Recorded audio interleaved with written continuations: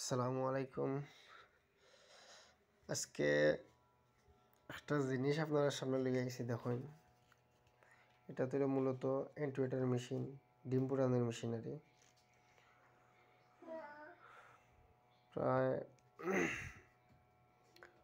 19 দিন, প্রায় 20 দিন হয়ে যায়। আজকে 20 দিন আগে ডিম দিছিলাম।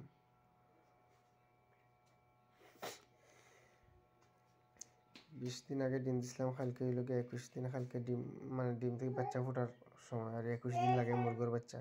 এটা ফার্মি মুরগোর ডিম আনছিলাম আমি, খুলিয়ে দেখাইছি।